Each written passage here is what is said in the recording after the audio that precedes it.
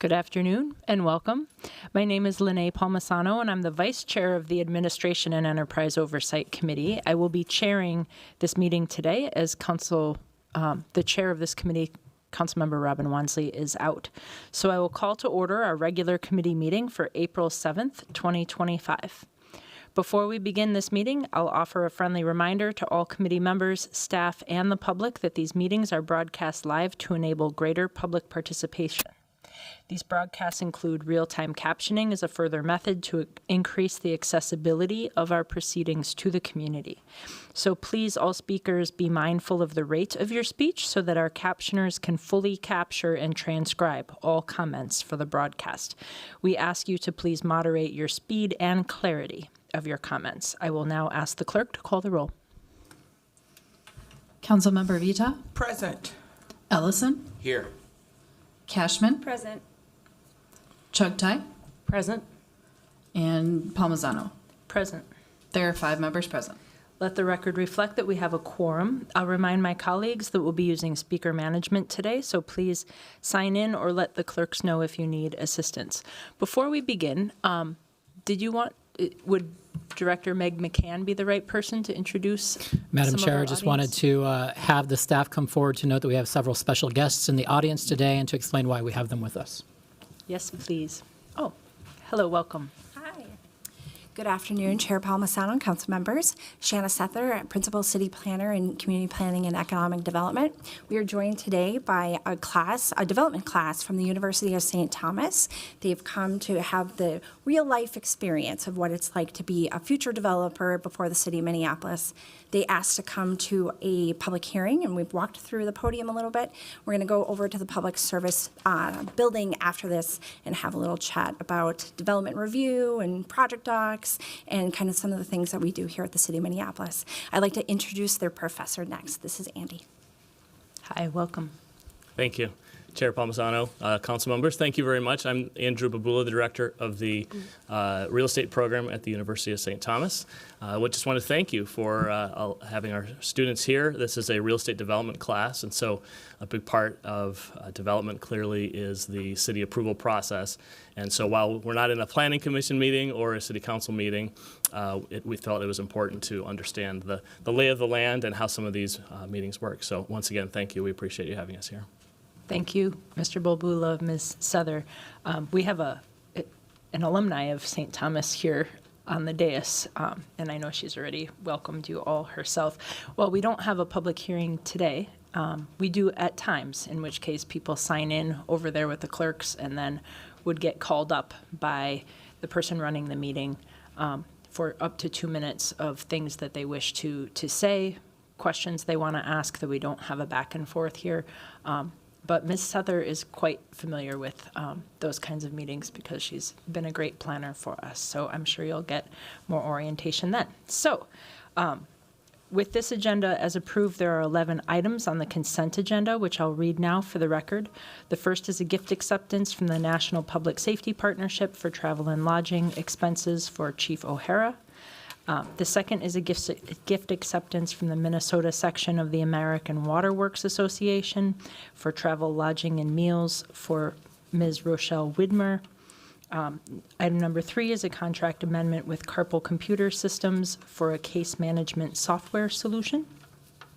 It's in the amount of $27,000 for a new total amount not to exceed $664,650 for case management software for the city attorney's office. Item number 4 is a contract amendment with Pillsbury United Communities for their LEAD program services. It is an increase to the contract of $250,000 through the end of next year.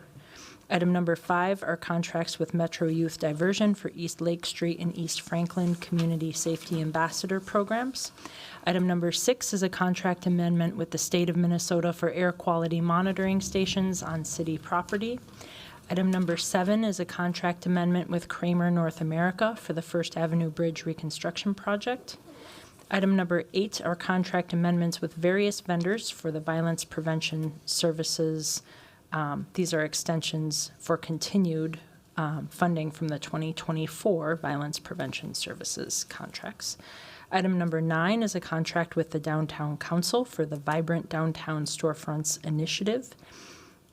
It is an amount in the amount of $460,000 through March 31st of 2026, with the option to extend 2 additional years, subject to availability of funds for the Vibrant Storefronts Initiative.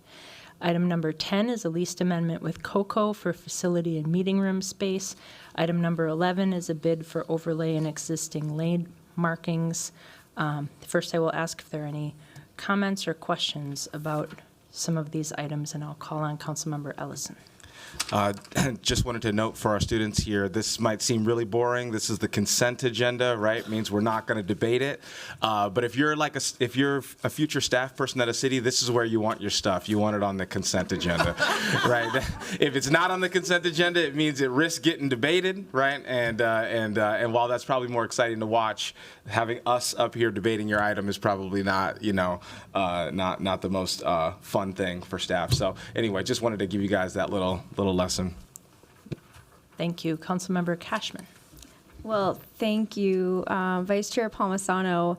I did want to ask if someone would be willing to come up and speak to number 9, the contract with Downtown Council for Vibrant Storefronts Initiative. Not that I want to debate it. I think it's a great program, but just wanted to hear what this money will be spent on. I do believe we have a member from the public in the audience interested in it, and I'll ask Ms. McCann to come on up and share a little more. Thank you, Councilmember Palmisano, Councilmember Cashman. So this is a contract for work that really has been happening since 2023. The city had initially entered into an initial $75,000 contract in 2023 to really begin developing the groundwork foundation for this work that has continued over the last year. It was a $400,000 contract that's in the budget as an ongoing expenditure that really focuses on economic development and activation efforts. So the Minneapolis Downtown Council already has some work that they're doing, their chameleon storefronts, for example, where they really provide deep dive technical assistance. This really expands on that program. This year, they'll be partnering with Neon to take cohorts through really intensive training around how to operate their own business and elevate that. The contract also includes work around some analytics, so building a GIS-based dashboard for downtown that really deep dives into vacancies and square footages and assets within specific spaces so that we can help pair businesses with space better.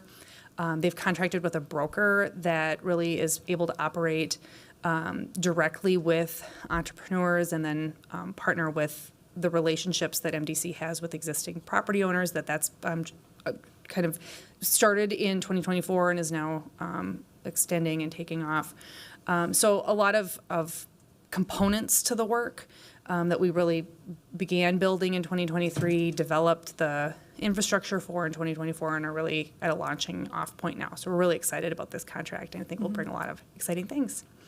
Happy to answer any questions, and there is a representative from NDC here as well if you have questions. Thank you. Councilmember Cashman. Thank you. I do have a few follow-up questions, and I'm not sure if they'll be readily available today, but I just want to get a sense of where we're at with the amount of vacancies identified of retail spaces downtown. I know, for example, that Loring Park has 65. That was what the neighborhood association counted, and that's just one of, I think, 5 downtown neighborhoods. So I'm wondering if we can get a sense of how many retail vacancies there are downtown and what the goal of this investment is for the year. Like, are we planning to actually do the brokerage needed to connect small businesses and entrepreneurs with those spaces and fill X number of downtown retail vacancies through this program? Sure. So I can defer to the MDC representative with more specifics. And we, of course, can also follow up with maybe a deeper dive briefing with you that goes into the numbers and walk through that dashboard that has been developed, because that gets into really fine grain details around those vacancies.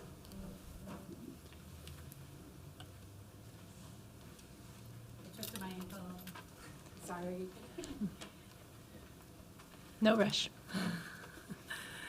Thank you, Vice Chair Palmisano. Council members, thank you for your question. Council Member Cashman. I don't have off the top of my head all the vacancy data, but I will tell you that if you look at an industry report, it's going to look pretty good across downtown because of the nature of how industry reports gather information from like posted listings, whereas this new retail inventory tool that we have developed that's available now allows people to actually see what's on the ground and available and vacant. So you're a mom and pop shop, maybe you have a storefront, you're not actually listing that space, but you are actively looking for someone to be in that space.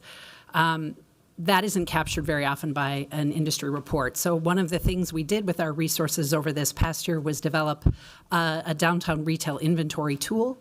That information is available on our website right now through a dashboard, and you can see incrementally in every neighborhood of downtown where there are retail vacancies. Are they on the first or second floor? Do they have a kitchen hood? And a wide variety of other information, including square footage, sometimes brochures if we have them. So that's like that building block that Meg McMahon was talking about, building towards being able to connect people more directly with the asset base we have in downtown and the opportunities that they are bringing to it. Thanks. And does that dashboard include cost per square foot of rent? It includes some information on rent where we have it, and we're interested in building that out further, continuing to build on those relationships with some of the leasing agents. So sometimes we have estimates there. Of course, the deal that can actually be brokered is often different than that. So. And if a downtown property owner wanted to engage in this and, seek your assistance with finding a tenant, how could they get involved? Anyone who's interested, including any existing downtown business or anyone who'd like to open a business downtown, is very welcome to reach out to our office. We have contact information on our website as well. Using this downtown broker, he's already got a list of maybe 35 prospects, I believe, that he's working with, but we're eager to work with more and eager to put people in storefronts. Thank you. Vice Chair, I just wanted to ask if we could ask for a staff memo follow-up just with the amount of downtown vacancies and the amount of spaces that we're hoping to fill with this investment this year. Certainly. Does the clerk have that, or should Councilmember Cashman write that? Okay. It sounds like we have that. Ma'am, for the record, could we have your name for city staff? So sorry, Lisa Midegg with the Downtown Council Downtown Improvement District. I'm our Senior Director for Economic Development. Thank you. And previously, I accidentally said Ms. McMahon's name wrong. It's Meg McMahon. Thank you. Anything else, Councilmember Cashman? Thank you. All right. With that, I'll move all of these consent items with a recommendation for approval to full council. All those in favor, please signify by saying aye. Aye. Any opposed? That motion carries. Thank you. Next up, we have contracts with various organizations and events, locations, and organizers for our 2025 Open Streets Minneapolis. At this time, I'll invite up Andrew Ballard, our Enterprise Events Manager for the Office of Public Service, to come up and briefly speak on this item. Welcome, Mr. Ballard. Thank you very much, Chairman Palmisano, members of the committee. Have a brief presentation to go through with you today. Want to talk a little bit about 2024, some of the highlights from Open Streets from last year. This was the first year that the Office of Public Service has led the procurement as well as the planning process for Open Streets. Last year, we had 3 events. One was on Lindale Avenue, the other on West Broadway, and the last one was on Nicollet Avenue. These are fantastic events and opportunities for the city for community engagement. There were numerous city departments and agencies that were represented at these events.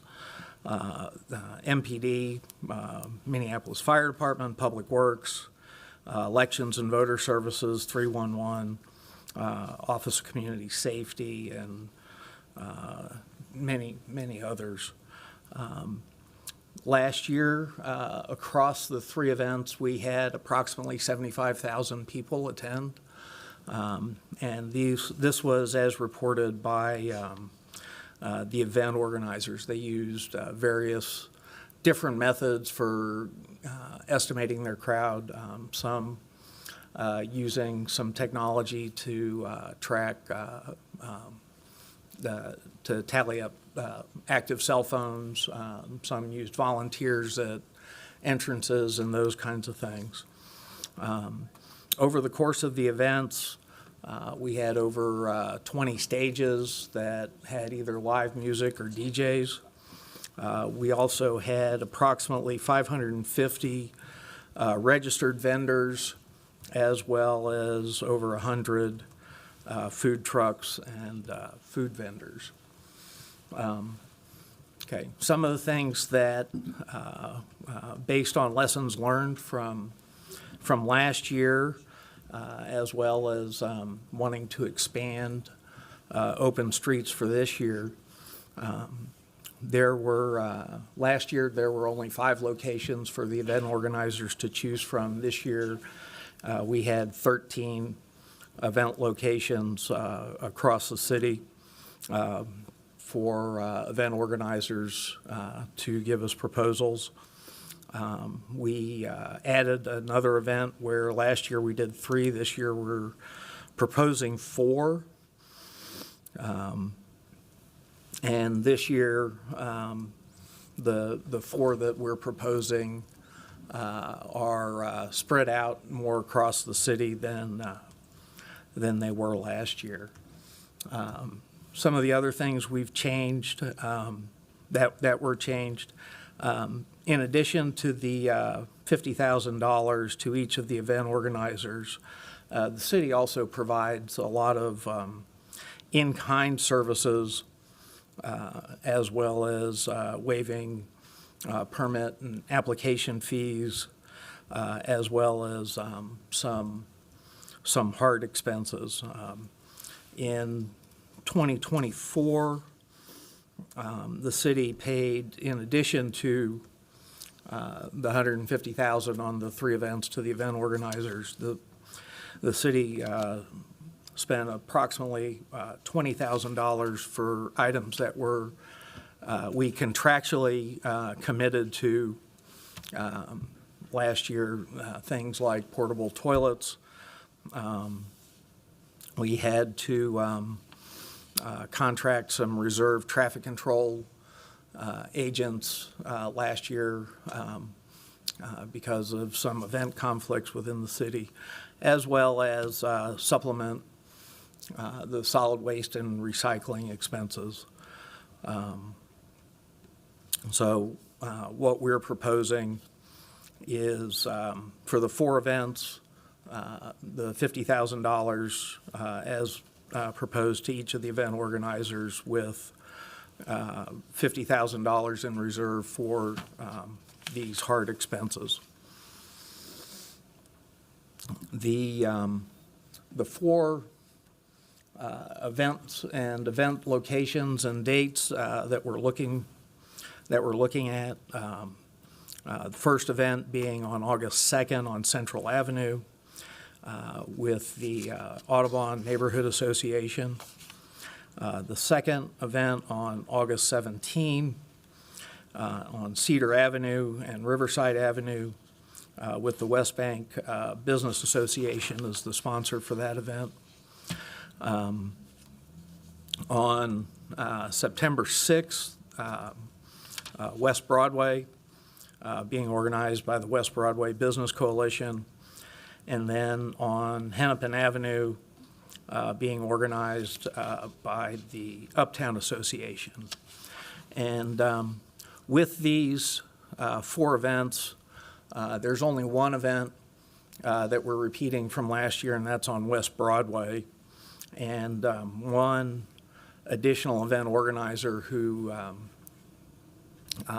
did one of the events last year, which was the Uptown Association, who did the Lindale Avenue event.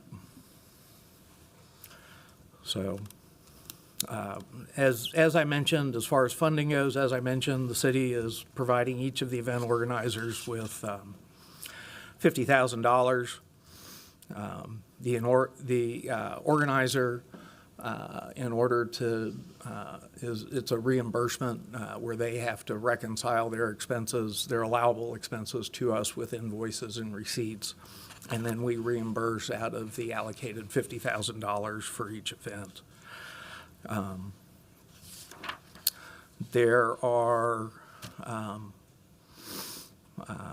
with the event organizers, they can raise money on their own through sponsorship and/or registration fees. Last year, each event organizer, in addition to the cash provided by the city as well as the in-kind services, each event organizer raised anywhere between $35,000 to $50,000 additional to host their events. The city, as I just mentioned, provides in-kind services. These are spread across various different departments and agencies, public works, police, security, fire, various other different services from health and food, environment, and those types of things.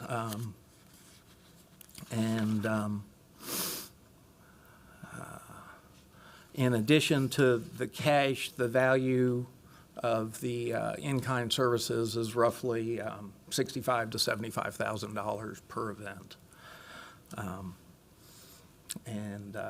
That is, so a total per event with the in-kind plus cash, the city's laying out approximately $100,000 to $125,000 per event. And thank you very much. If there are any questions, Thank you, Mr. Ballard. It's clear there's a lot of work, and these are special events that the city fully supports. It'll be a loss for Lyndale Avenue. It was the original route and won't this year be a continuing route, but I'm really happy to see Hennepin Avenue on this list and fully support any of the attention that we can bring to it. Yeah, it was a very difficult decision between the two. And I will go ahead and move this forward for approval, and then I'll call on Councilmember Cashman. Thank you, Vice Chair Palmisano. Mr. Ballard, do you know what the estimated cost of putting on an event is total for, each group? I understand the city is providing $50,000 in cash and then another $60,000 to $75,000 in in-kind services. Right. How much is the total cost of putting on an event? Well, in addition to what the city provides, like I said, each event organizer on their own raised another $35,000 to $50,000. So these events each are in the $150,000 to $175,000 range. Okay, thank you. And yeah, I just wanted to really thank staff for recognizing that Hennepin Avenue, just because of the construction that's been going on, and phase 2 has now begun, phase 1 is complete, going southbound from 26th. So it's really exciting to see this stretch of Hennepin Avenue selected, and to support the small businesses there that have really been through a lot in the past few years and are still hanging on. And I think that the visitors to this new stretch of Hennepin are really going to be able to experience the new streetscape. So the bike lanes, the widened sidewalks, the trees, the planters, the medians, and everything that we've done to make this area safer to experience is going to be on display through this event. And I hope it'll bring a lot of residents and visitors to Uptown this summer. So thank you for recognizing them, for recognizing Uptown and selecting this corridor. Yeah, I think it will. I think it'll be a really fun event. Councilmember Ellison. I'm going to go ahead and second your motion, first of all. And thank you for the presentation, and excited to support this, but did have a few maybe statements, maybe a question as well.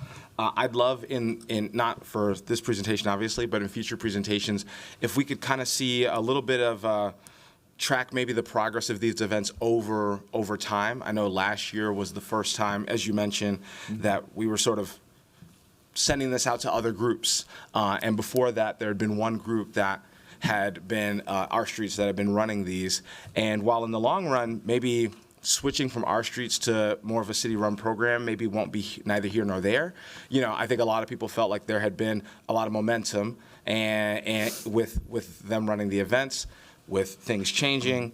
You know, I know there's a lot of concern that momentum maybe either got stunted or tripped up. And I'd love for us to be able to track over time, you know, participation, you know, so we can know, not, you know, for vibe's sake, but for fact, you know, what the ebb and flow of this event, of these events look like, because I think people deserve, you know, really robust and well-run events. You know, I did have a great time last year of West Broadway. I'm glad to see that coming. I do also want us to make sure that we're engaging with the folks who have run these events newly or who will be, so that we can also maybe take some learnings as a council and understand, is $50,000 really enough for us to contribute plus the in-kinds, right? Do we need more? Do we need less? Is there opportunity for partnership? I'd love for us to be having a better wrapping our heads around that as we move into the future. You know, I want this kind of amenity, this kind of street festival to be something that grows and not something that, like, we have to pick winners and losers every single year. And, you know, I think knowing some of that information could just help us better understand what it would take. You know, every time we want to see something grow, it's going to cost a little bit more money, you know, and so we'd just love to be able to know what those things take in the future. Otherwise, thank you for the presentation. And again, you're right. This is a really important event, and we should continue to invest in it, both in kind and in cash. And I look forward to seeing how this year goes. Great. Thank you. So with that, I'll just say all those in favor, please signify by saying aye. Aye. Any opposed? That motion carries. Thank you. Next is discussion item 13. It's our contract with LSE Architects for architectural and engineering design services. This is for the Minneapolis Democracy Center. I will ask City Clerk Casey Carl and Barbara O'Brien, Director of Property Services, to go ahead and come up and speak. All set.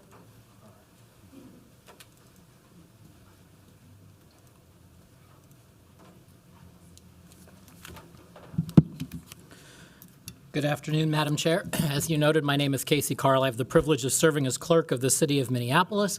May it please the committee, I'm here with my colleagues from the city's Property Services Division to present our request to approve a contract with LSE Architects for architectural and engineering design services for the city's Democracy Center, which is to be situated at the existing city-owned property at 3000 Minnehaha Avenue. As members are aware, there has been significant discussion about this project, multiple presentations, and lots of interrelated issues that tie to this property and to this project. Today, we're focused solely on the next steps in this process, which are tied to redevelopment. That next step is for architectural and design services, which is why we're here. In the next few slides, we will highlight some of the previous actions that have already been taken and level set where we are today, and then describe the specific request that's before you. Before I start the formal presentation, I would like to recognize colleagues from the Property Services Division who are here with us. It includes, as you noted, Director Barbara O'Brien and Senior Project Manager who oversees capital projects, Paul Miller. I'm also pleased to introduce from LSE Architects, who's with us today, the firm's Chief Executive Officer and Principal Architect, Mohammed Lawal. We appreciate him joining us for the presentation. So as I noted, there have already been several presentations and previous actions on this project. This slide shows the most recent set of council actions. And as you can see, in October, staff presented a comprehensive report about the planned repurposing and transitioning of this city-owned property into what's been called a democracy center.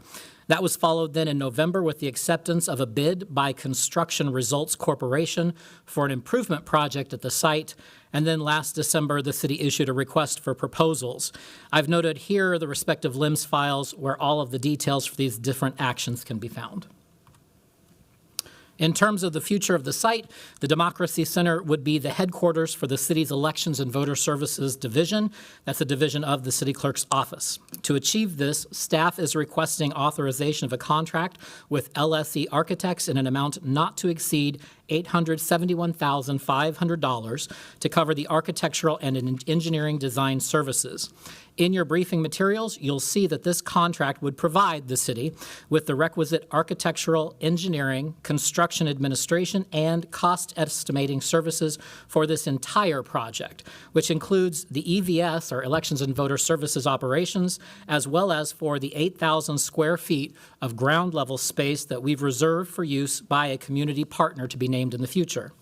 Approximately $1.2 million in project funding was secured by City Council through the reallocation of unspent 2023 election year budget savings, and that was included in Resolution Number 2024-R418, which included all of the authorized 2023 rollover dollars. The Elections and Voter Services Division is responsible, as you know, for planning and conducting all elections within the city of Minneapolis, from presidential elections to school board elections and everything in between, and for ensuring that all voters have access to the ballot box. The proposed Democracy Center would relocate this core city function from existing leased space on the northeastern edge of the city to this more centrally located space on city-owned property and in city-owned facilities.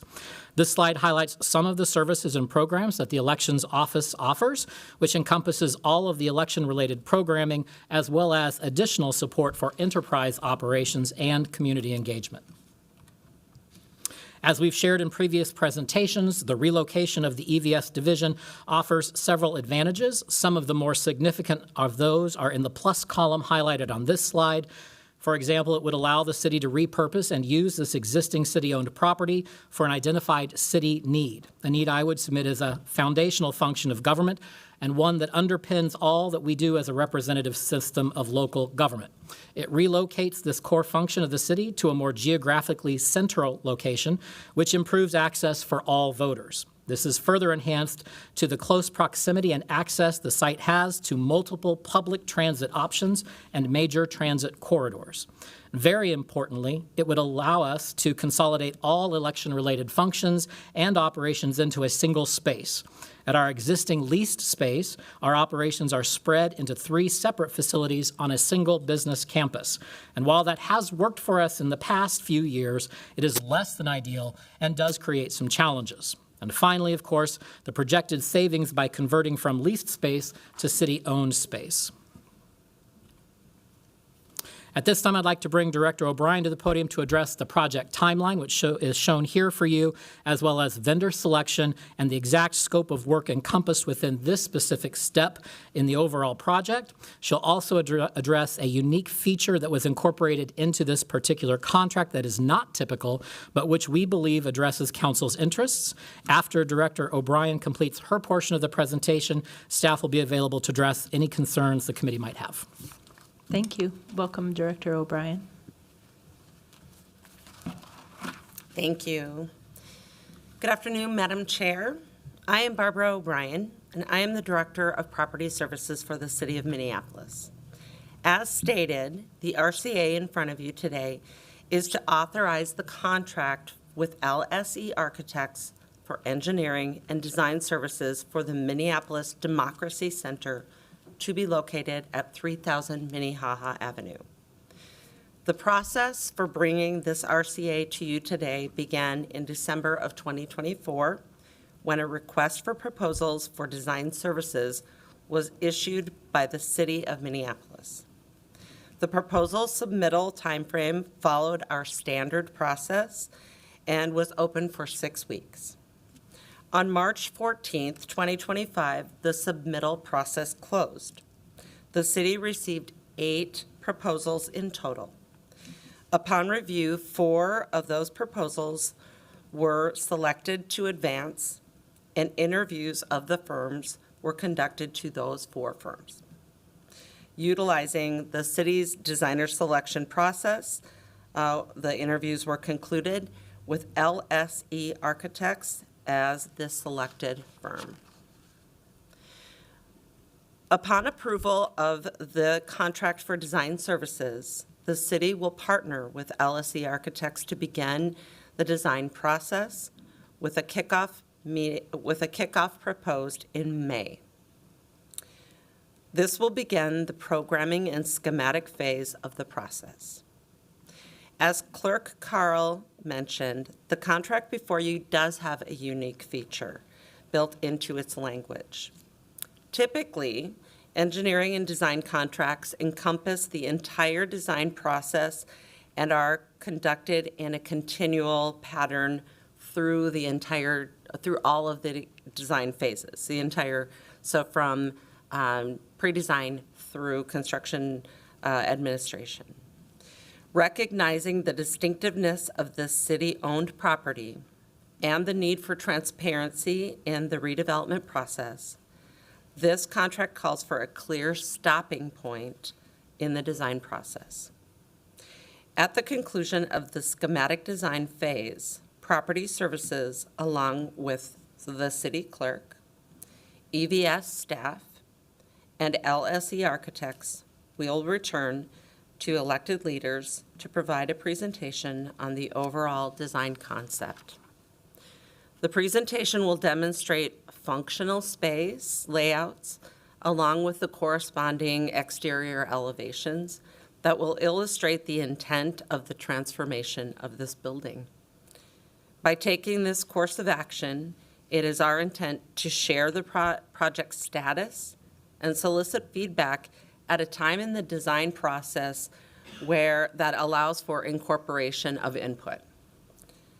Following the design presentation, anticipated in August of this year, the design process will continue through the end of December, when it is anticipated that construction documents will be finalized and prepared for construction bidding in January of 2026.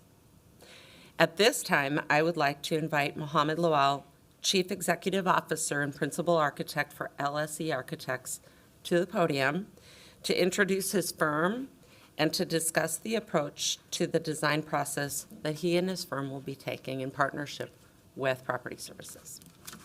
Thank you. Welcome, Mr. Lawal.